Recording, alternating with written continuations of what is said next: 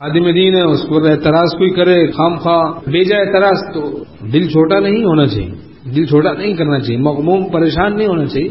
غیر اختیاری غم اور بات ہے، صبر کرنا چاہیے. لیکن لوگوں نے اللہ پر اعتراض کر دیا، آپ صلی اللہ علیہ وسلم پر اعتراض کر دیا. اب ہم لوگ کیا چیز ہے؟ برائی کا بدلہ بھلائی سے دینا ہے. کوئی برا کہے تو اس کو بھلائی سے اس کا بدلہ دینا ہے.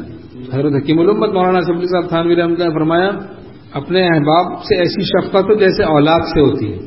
طبیعت تو ساتھ نہیں ہو سکتا ہے دے، لیکن عقلاً اپنے اختیار سے ایسی شفقت ہو، یہ اخلاص ہے. کوئی استاد ہے تو اپنے شاگرد سے، کوئی پیر ہے تو اپنے مریدین سے.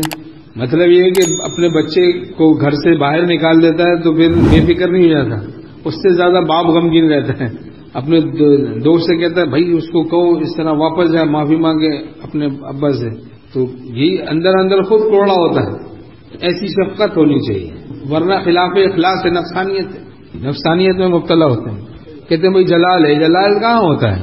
جلال بعض کہتے ہیں بھائی میں جلال ہے میرا. تو ہمارے شیخ رحمۃ اللہ نے فرمایا، ارحم الراحمین جو کہ خالق رحمت للعالمین صلی اللہ علیہ وسلم، تمام رحم کرنے والوں سے بڑھ کر رحم کرنے والا ارحم الراحمین جو کہ خالق رحمت للعالمین صلی اللہ علیہ وسلم ہے، اس کے ذکر سے تو شان رحمت کا غلبہ ہونا چاہیے.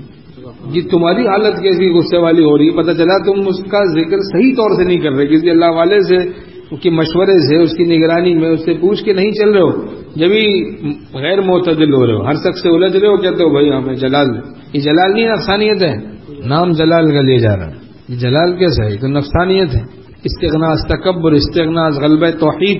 ایک استغنا ہوتا ہے کہ تکبر سے استغنا ہوتا ہے، مخلوق سے استغنا ہے لیکن اس میں تکبر ہے. تکبر سے جو استغنا ہوتا ہے اس میں آدمی بد اخلاقی میں مبتلا ہو جاتا ہے. اور استغنا از غلبہ توحید جو ہوتا ہے، توحید سے جو ناشی ہوتا ہے، نکلتا استغنا، مخلوق سے اپنی عرض احتیاج نہیں کرتا. استغنا از غلبہ توحید جو ہوتا ہے اس میں مخلوق سے بد اخلاقی نہیں ہوتی، اللہ کی مخلوق سے وہ خوش اخلاقی اختیار کرتا ہے. ہاں لیکن خوش اخلاقی کی بھی حد ہے. مدارات الخلق مع مراعات الحق، لوگوں کو خوش کرے لیکن حدود شریعت کی رعایت کرتے ہوئے.